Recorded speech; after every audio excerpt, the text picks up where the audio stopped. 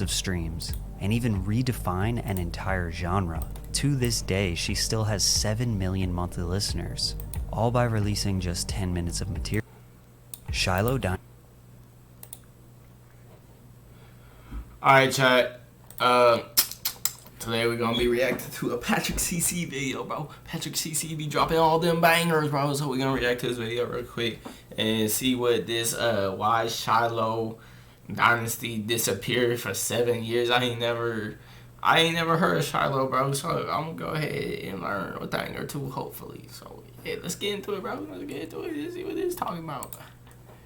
Dynasty disappeared from social media 7 years ago, and still to this day, Shiloh Dynasty disappeared from social media 7 years ago, and still to this day, nobody really knows 7 years ago? Shiloh, bro, 7 years ago? Oh, what, like 20, it's 2023, so it'd be 2016, 2017, 2016, yeah, 2016, so she disappeared from 2016, I want to say this as a girl. Like I said, bro, I really don't know who this is, bro. I'm just getting into it, bro. Shilloh's rampant success and cult fan base comes from her posting short clips of her singing on Vine, Instagram, and Twitter. To be exact, she has released just 10 minutes and 8 seconds worth of music, all of which was recorded acoustic in front of an iPhone. She was able to generate millions of record sales, billions of streams, and even redefine an entire genre. To this day, she still has 7 million monthly listeners, all by releasing just 10 minutes of material. But nobody has seen or heard from her in over 7 years. Today, we are going to find out why. On December 3rd, 2014, Shiloh Dynasty uploaded her very first video on Vine, revealing only half her face. It is a girl, chat. It is a girl. Singing an acoustic song in a dark room. It's so unfair, the things you do. I feel like I've heard that before, This bro. 6-second clip accumulated 1.1 million loops or Yo, did X use her on a song or something? I feel like I've heard that. I feel like, I know I'm not tripping, bro. I feel like I've heard that before. On her first ever upload. From there, Shiloh would continue posting snippets of original songs and covers to the platform, purposefully never making eye contact with the camera, ensuring her identity was kept a mystery. Over the course of 5 months, between December 3rd, 2014 and April 19th, 2015, Shiloh would post 13 times on Vine before fully making the transition to Instagram in 2015. Yo, if you was posting your music on Vine, bro, if you was really out here grinding on Vine, bro, you a real one, bro. You real for that, bro. I respect it. I respect it, bro. Whenever I had Vine, bro, I never seen anybody like really promoting their stuff like that, bro. Thinking about it, it was only like funny videos and that type of stuff, bro. I may be tripping though. I may be tripping. I could be tripping, bro. I probably am tripping. Let me get back to it.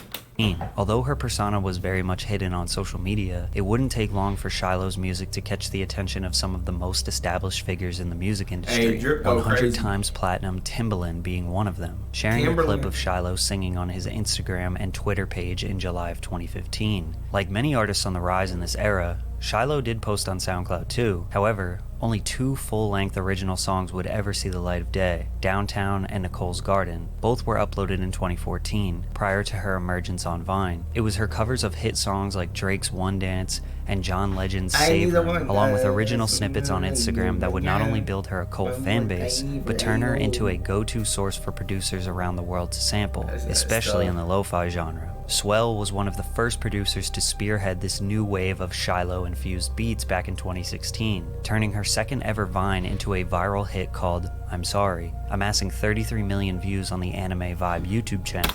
Yo, 33 mil? 33 mil? That's insane, bro. 33 mil on the vid, bro. Off of a remix, bro. I'm tripping, bro. That's not even a remix. Is it? Bro. I need to pay attention. Let me get back, bro. Unfortunately, with producers now tapping into the pot of gold that was Shiloh's Instagram page and her fame hitting new heights, her social media posts became more sporadic. It was clear from the get-go that Shiloh was an enigma, but this change in activity was a worrying sign for what was to come. Spelling checks are so 90s. Bro, L It's time for a writing tool that can actually understand. Not a look, I'm a feeling. This post from Shiloh spoke volumes about her desire to stay out of the spotlight. Little did fans know, September of 2016 would be the last time they ever heard from Shiloh. A rare picture of herself sitting in front of a mirror with the caption, "Come here," being Shiloh's last ever post. With months passing by and no new music, news, or updates, people began to worry about Shiloh's well-being. Theories of Shiloh passing away began spreading rampantly in her comment sections, and fans were left with nothing but questions. Nearly a year after Shiloh had vanished from the internet, XXXTentacion would go on Snapchat to preview songs off his upcoming album, 17, and fans were very surprised at what they heard. Blowing up on SoundCloud with songs like Look at Me and Take a Step Back, X had made a name for himself screaming over loud and distorted 808s. Hey, speaking of X, bro, do y'all mess with X like that? Like, hey, cool, bro? X, oh, shoot, I'm dropping stuff, bro. Hey, were y'all real big fans of X like that, bro? Like, me personally, when he was around, bro, I bumped probably 2 or 3 of his songs, but I was never no like big X fan like that. But ever since he passed, bro, it seemed like, bro, he had a cult following. Like, his fans are insane, and I respect it, bro. I respect it. I really do. He was, from what I seen from him, he was a great dude, bro. He knew a lot. He was very intelligent at a very young age, bro. And it's sad to see another young life gone like that, but you know how it goes, bro. You know how it goes. A distinct sound that many fans were looking forward to hearing across his debut studio album. However, after clicking on his Snapchat story on August 5th of 2017 and taking a few seconds to digest the music he was playing off his MacBook, it was clear he was heading in a very different direction with this project, one that included Shiloh Dynasty. Out of the 11-song tracklist featuring nothing but emotional cuts from the SoundCloud legend, Shiloh's voice can be heard on 3, Jocelyn Flores, Everyone Dies in Their Nightmares, and Carry On, all sampling old songs from her Instagram page. Jocelyn Flores would go on to be the most streamed song on the album, with over 1.8 billion streams on Spotify, and help the project go 2 times platinum. The single Jocelyn Flores is almost certified diamond. There was undoubtedly a special connection between X and Shiloh. Yo, how much is diamond? How many plays you gotta get for a diamond plaque? It's gotta be crazy, bro. Gotta be something wild, bro.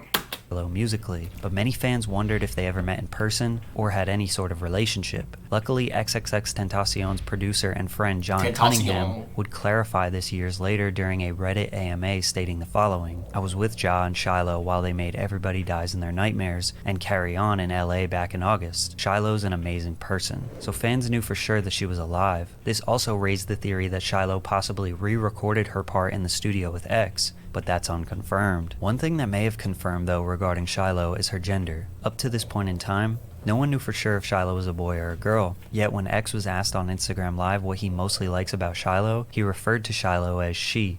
What do you mostly like about Shiloh? I honestly respect Shiloh as an artist because her words are just pure emotion, and she just writes about emotion. Since they had Yo, that man X look crazy. Let's not fake it, bro. That man look crazy, bro. Supposedly met in the studio, it's safe to say X knew better than anyone if Shiloh was a boy or a girl, dude, but bro. their collaboration But, like, ramped Shiloh up to an even higher level of fame, with even more people trying to solve the Shiloh Dynasty mystery. One of the first clues to help solve this mystery was found in the writing credits of X's album 17. Among the songs that include Shiloh Dynasty samples, it lists Jase Onfroy, which is X's real name, and a person by the name of Sierra Nicole Sims. So his real name was Jase Onfroy. Jase. That's a dope name, bro. Real dope. To many people's surprise, Shiloh was not her real name. Sierra was. For such a reclusive individual, using a stage name made sense. Yet even with her real name being spread across Reddit and various comment sections, the mystery continued. Shiloh was careful not to leave any traces of her personal life behind online, and even cut ties with the few individuals that knew her back in school, such as Devin Johnson. Last time I've heard from Shiloh was 2016, and after that, I thought Shiloh had died. Since nothing was really found under her real name, theories started to spread that she was now posting under the alias Graffiti Egypt. The two share similar features, and Shiloh did follow the account on Instagram. However, it was debunked shortly after. That neck tattoo right there, it's kind of tough, bro. Kind of tough. Let's be real, bro. It's kind of tough. Like, oh man, if I got one right there, bro, that would be tough. Another clue that was uncovered around the time was fans discovering her legal business, Shiloh Dynasty LLC. This became a way for fans to know that she was alive and still doing some sort of music business, because LLCs need to be renewed every year in America. The LLC is still active today. Sadly, in 2018, the world got shocked with the tragic news that XXXTentacion passed away. Damn. Bro, L-Ad again, bro. L-Ad, bro. Tired of these ads, bro. Fans were wondering if Shiloh knew, if she was aware, but no statement from her was made. However, Shiloh was sampled again on the first XXXTentacion posthumous album, Skins, and would continue being sampled by other big names such as Juice WRLD and Young Thug, only adding to her fame. Yet, as 2019 rolled around, the singer was still silent, until her alleged manager broke the silence for her, telling Genius, "Shiloh is an intensely private person, and that is all I have to say on the matter." I was about to say, bro, like, not everybody wants Hall of Fame, bro. Like, why is it such a big deal that people need to know what she looks like, who she is? Yeah. Just let her work, do the talking for her, bro. Just, not everybody needs to know what's going on in your private life. And it's cool, bro. It's cool. Not everybody's like that. Like, but everybody in our society nowadays feels so entitled to know everything about everybody because of social media and everything like that. So, I get it, bro. I get it.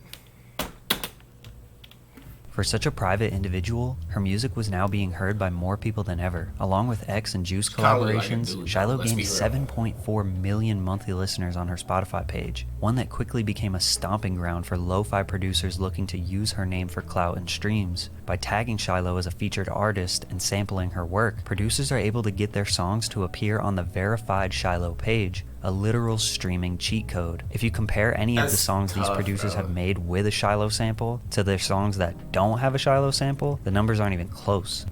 That's dumb, bro.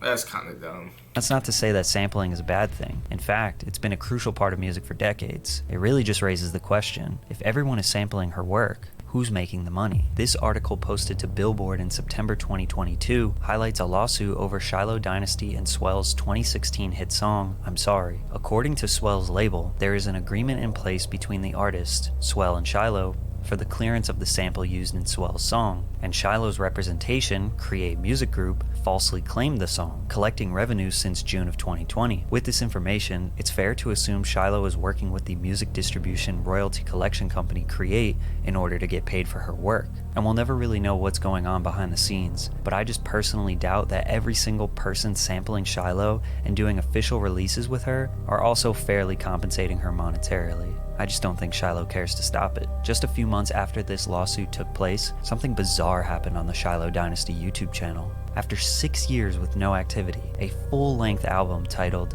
Taste Like Velvet was uploaded. Fans were confused, to say the least, with many... Yo, she on her secretive, keep it low key type stuff, bro. She on her little navigate through the internet like little snake, you feel me? Like little snake, bro. I feel it. She on her she doing her Playboy Cardi stuff, her Frank Ocean stuff, bro. She don't want to be on the internet, bro. She want to stay private. She want to stay precise with the word, bro. Precise. Believing she was finally back. 9 songs long. The album is filled with what sounds like full-length versions of some of her iconic Instagram and Vine clips. However, after reading through the comment section and going through the Shiloh Dynasty subreddit, the truth behind this album starts to become more clear. Shiloh Dynasty allegedly never had a YouTube channel, so the owner of this channel is unknown. And according to the subreddit, the Taste Like Velvet album was purchased via a group buy on Discord, orchestrated by the die-hard Shiloh fans. One of the mods on the subreddit revealing that, "We managed to acquire the track list a long time ago and the album cover art, as it was previously released by Shiloh on Instagram before she deleted the post. Keep in mind that was in 2016. The group buy allows the community to work together for a common goal and allows us to hear music that was supposed to be lost for 6+ years. Around the same time this supposed group buy was taking place, Shiloh's Instagram was deactivated, possibly deleted forever. The demand for Shiloh's music is unprecedented. She released a handful of... So she probably never wanted any of that music to be released either. And a group of people just did their little internet thing and they got it all together and they pulled up her music from 6+ years ago and just released it, bro. That's kind of crazy, bro. That just tells you how wild the internet is, bro. Like, you gotta be careful. The Instagram videos 7 years ago, which totaled around 10 minutes of music material, and that was enough for her to earn a diamond single, develop an entire Reddit fan base trying to discover who she is, then them buying a full-length album of supposed leaked or stolen songs, and an entire genre of lo-fi producers getting thousands, sometimes millions of streams just by sampling her. She never did an interview, never posted anything about her real life, basically never posted a full song, never gave us a backstory, never said why she makes music, never said what her goals and aspirations were, never thanked anyone for support, never even confirmed that she was a real... This is what artists need to do nowadays, bro. The artists too busy. I mean, I get it, bro. Artists are too busy trying to get their personality out there and everything. It grows your brand and everything. But, like, come on, man. This is a good example of, like, just love for the craft, bro. Just love for the music and just putting out the best work possible, bro.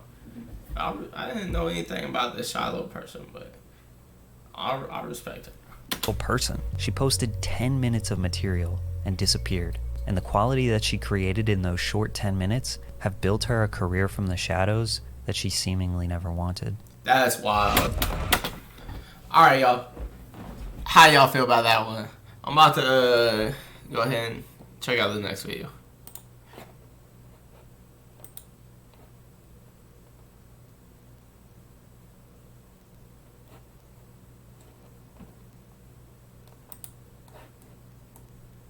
What should we watch? What should we watch?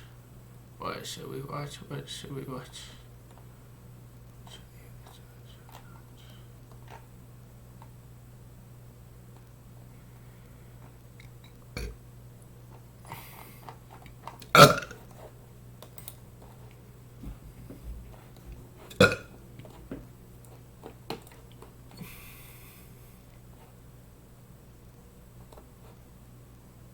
I'll get banned if I put up speed.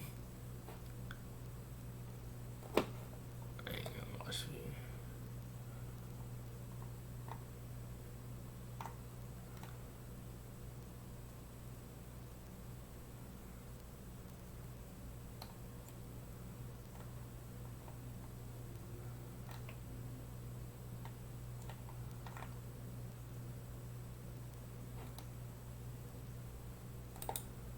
The song Miss You by Oliver Tree and Robin Schulz is the subject of a major scandal because it was allegedly stolen from a small... The song... Alright, chat. Alright. I don't even know who Oliver Tree is, but we're watching another Patrick CC video. And, how Oliver Tree stole a platinum record. Let's get into it, bro. Let's get into it. Miss You by Oliver Tree and Robin Schulz is the subject of a major scandal because it was allegedly stolen from a small artist named Southstar who went viral for his song, Miss You. There is no debate that the two versions sound exactly the same, but the reason why they stole it is pretty shady. I even presented a very possible conspiracy theory at the end of this video. Oliver Tree has a brand of being very positive, funny, and uplifting, so his fans were shocked to hear that he would do this to an upcoming artist, especially since Oliver was a victim of getting his art stolen just a few months earlier. The Kid Leroy's music video for 1,000 Miles copied a number of different shots from various Oliver Tree music videos. Oliver takes pride in the fact that he directs and creative controls his visuals. He made a TikTok about the situation. Yo, who is this Oliver Tree dude? Why he remind me of Austin Powers, bro? He looked like Austin Powers. I know you guys can see it too. He looked like Austin Powers mixed with Backpack Kid, bro. Kid Leroy's new music video copies multiple shots from my videos. As an underground indie artist who writes and directs their own music videos, I am so sick of big artists ripping me off. Now, I know it's not Kid Leroy's fault, so I looked into the director, and it turns out this dude follows me on Instagram. Bro, I feel like I've seen this TikTok too. I seen it on TikTok, bro. It was a while ago. I seen this. Coincidence? I think not. He also said in a tweet, "They steal that many shots and thought I wouldn't notice?" A lot of his fans thought this was satire, especially since he was identifying as a small indie artist, which isn't true since he's signed to Atlantic. But in an interview with Rolling Stone, he seemed to be a little bit serious when he said, "It just seemed a little bit odd that even the framing is exactly the same. It's a lot easier to just build off the things that already exist and flipping it than doing something new." Obviously, we can't know the tone of the text, but he didn't really seem to be joking there. But you should consider that a huge part of Oliver's brand is rooted in comedy and meme culture. The beauty of Oliver Tree is that 50% of people know. Yo, I'm so damn itchy right now. I gotta take a shower, man.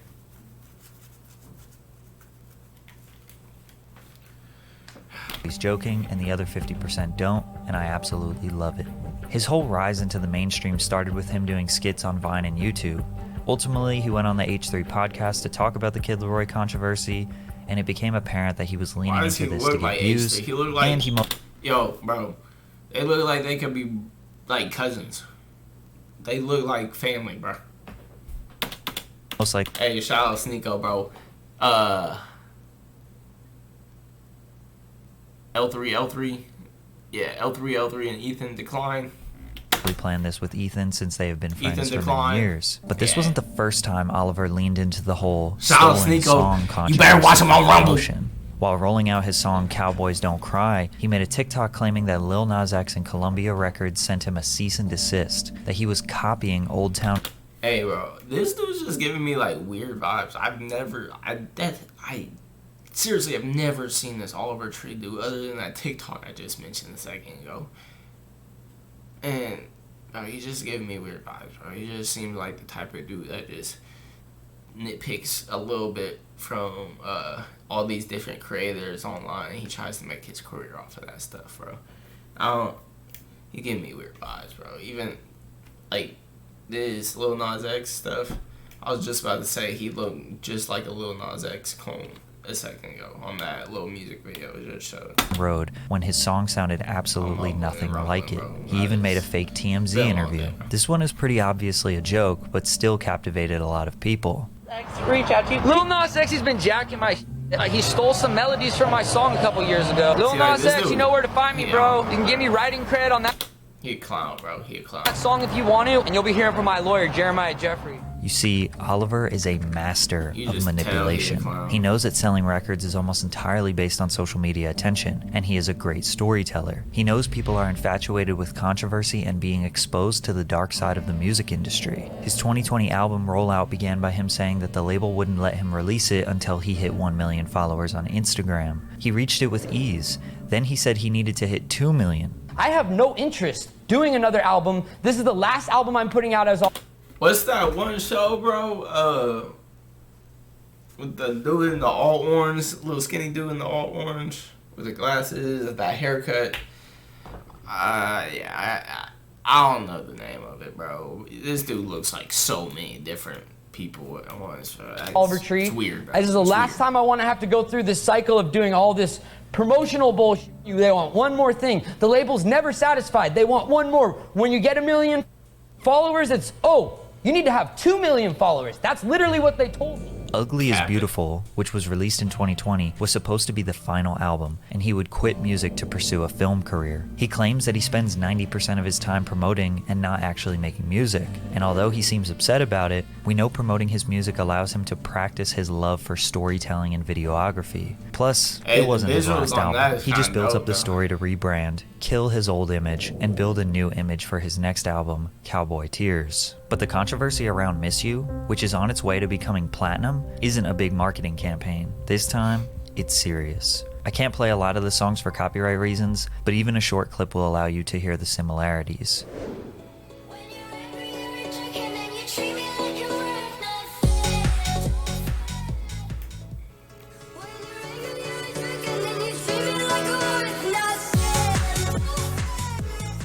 That's the same In May of song, 2020, bro. South Star was just another That is the same exact song, bro.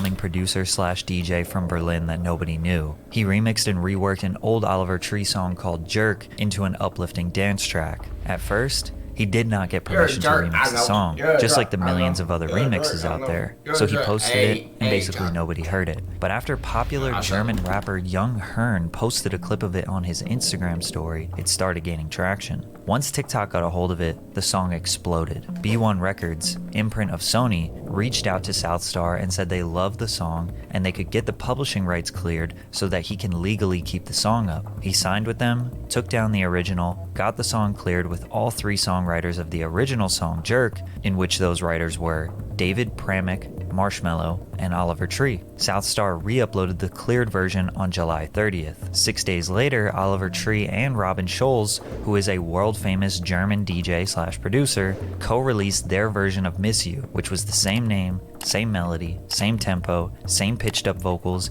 and even the same length, 3 minutes and 26 seconds. This led everyone to believe that at some point Robin Scholz heard the song, made a one-to-one copy of it, and leveraged his status and previous working relationship with Oliver to step on South Star and get the official remix. To make things even crazier, on October 12th, South Star posted the sped-up version of Miss You, and 5 days after that, Oliver posted his sped-up version. Oliver fans rushed to his defense and say, okay, he didn't steal anything, it was Robin Scholz, which is most likely true. However, Oliver did have to clear South Star's version, so he did hear it. Plus, suggesting that Yo, I'm gonna keep saying that his drip is impeccable, bro. It's impeccable.